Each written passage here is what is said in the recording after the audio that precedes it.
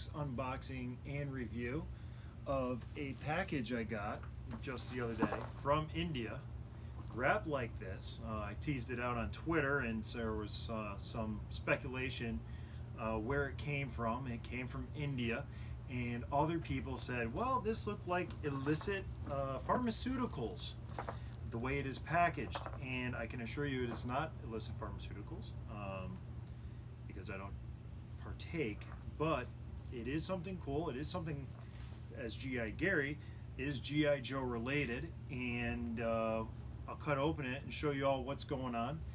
G.I. Joe hasn't been in the market for 4 years at this point. 2015 was the last year for G.I. Joe at retail. However, the molds are still out there, and I'll go show you all what's going on in this. It'll be something that a lot of people won't know. So, first things first, I've never cut this kind of packaging before.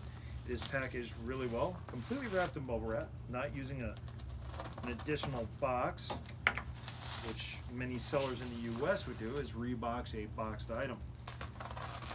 However, I'm just trying to carefully do this. I'll let you all know before I open it up. This was $16 shipped from India.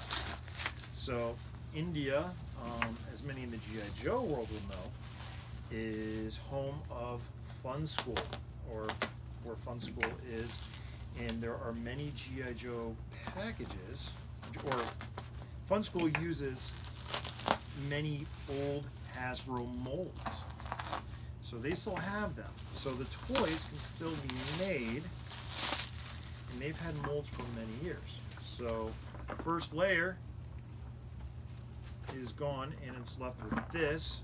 Oh boy, oh boy.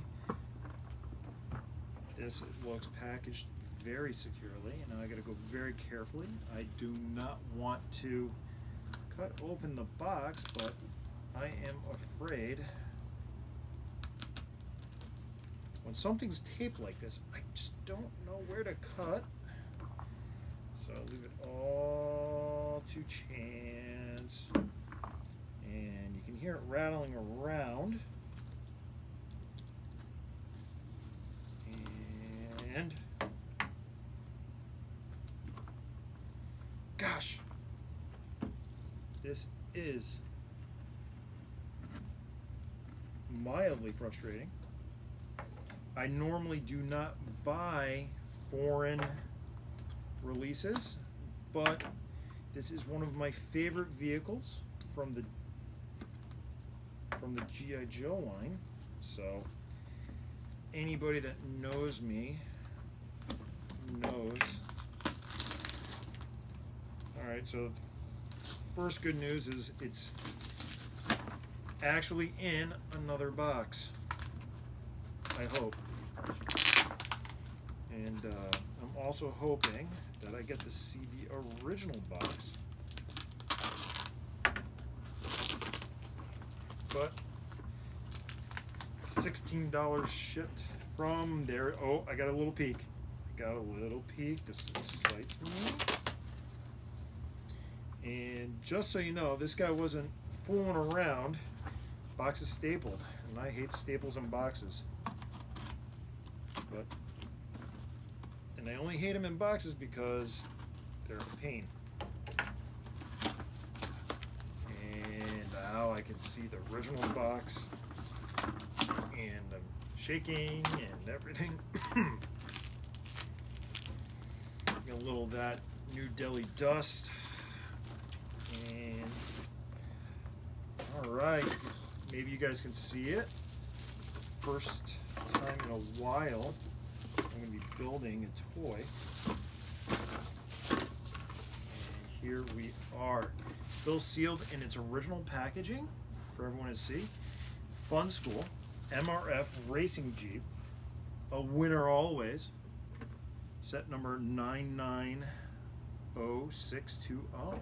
And the box is, wow, very well intact. I'm not going to say a little worse for wear, but it's pretty cool. And as you can see, it's a racing Jeep, and it's of the Vamp which we would normally associate with this mold. And let's dig into it further and cut the saran wrap, or the stretch wrap, or shrink wrap, or however they would like to call it. Carefully, carefully, carefully. Being so careful to preserve the packaging, but I am going to totally no longer make this mint in box. And I don't need to worry about being mint in box because it comes pre-packaged as mint in box. So we'll start looking at it real quick, get some impressions. And the cool thing is, it is a Vamp Mark II modified by adding a separate wheel where the gun or missile rack in the Mark II case would be. You got your roll cage, you got your Nerf bar in front, you got your little makeshift winch, and we got our two little gas tanks.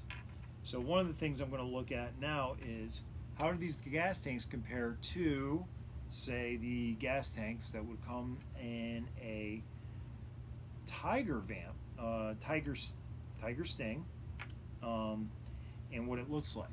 So, but first impressions, it is a robust mold.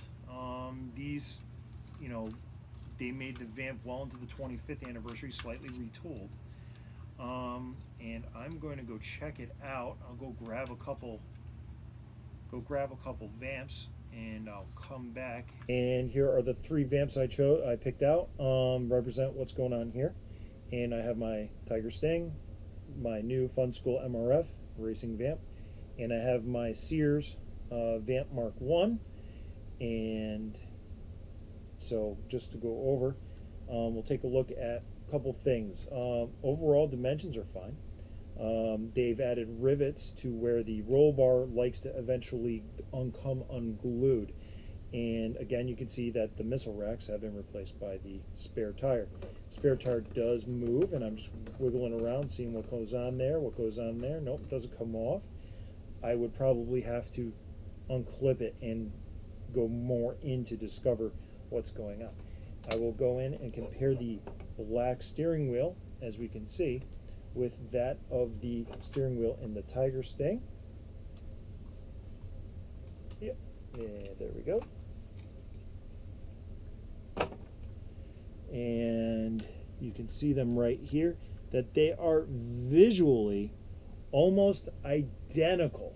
So I would say when hunting for Tiger Sting parts, be aware that the Funskool parts are going to be almost a pure copy.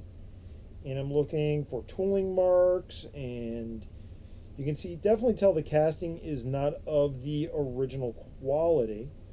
It is very hard to see though. You got a better texture on the Tiger Sting horn pad, as I would like to call it. It's a better grainy texture. And in this one, if you can see it, it is just a little bit smoother as a mold that's been used and abused. So some textures will have been lost over time.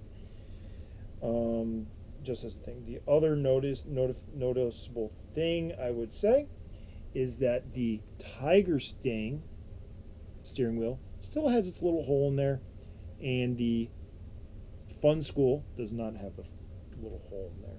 And I will just quickly put them back in, because we all know Vamp steering wheels do tend to get lost rather easy. And that's all well and good. And then we'll take a look at the gas cans.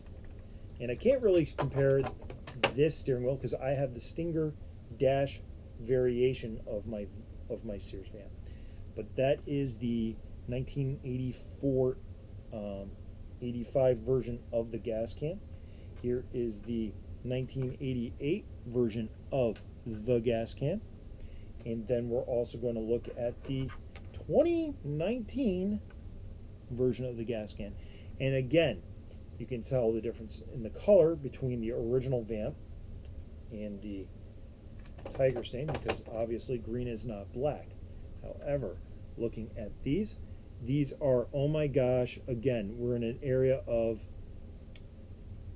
You got to be really careful with this stuff, especially if you're going to be buying parts on eBay. We are looking at just a used mold, the Tiger Sting, thicker for grabbing, and we're going to use, see, and our good buddy clutch, straight arm, and I'm not going to clip it in, but I can manage to get it in from the Funskool. So you can pick that up because the handle is just that much smaller. We're talking noticeable, but we're talking like 20 to 30 thousandths of an inch. But with the swivel arm battle grip or just the regular grip that came with G.I. Joe's, means the difference between breaking a thumb and not. So I will put that back here and back there. Then finally, there's the one thing you got to do when you got a vamp is somebody's got to drive it. And there are versions, Funskool has released vamps or their variation of the vamp with drivers. This does not come with one. And for $16 American shipped, which I will say is a great deal. If you don't, if you're looking for another to add to the collection, if you have a vamp collection growing, a vamp stinger collection, it's definitely something I would say it's worth it to add while it is still affordable. And I'll just sit it in here. One of the notorious things that I don't like, unfortunately, about the original G.I. Joe vamps is the fact that the crossbar here will cover the head. As a child, you don't pay attention to his head being covered so much, but as more of an adult collector displaying, you kind of pay attention more to the details. And one of the things I have noticed is that the 25th variation of the vamp, which I don't have in front of me at the moment, the floor was retooled for the larger, taller figure. However, the taller figure now has the same problem, but with a 25th anniversary vamp, the vintage O-ring action figures sit actually better in the vamp. The only exception being the action figures made in the new sculpt era do sit actually kind of nice. Their shoulders are a little wide, but they do have a nice height. But we're getting into some areas of just owning a vamp and what you get used to it. The clutch is the hot rodder of the group, and this isn't Asbury Park. And take a look, and yes, so what Funskool is using is they're using the original vamp floor from 1982 in this new one because his head is almost even, and if I hope I can show you this, his head is almost even with the crossbar. So overall, do I like this? Yeah, actually it's pretty cool. It's kind of robust. I will have it.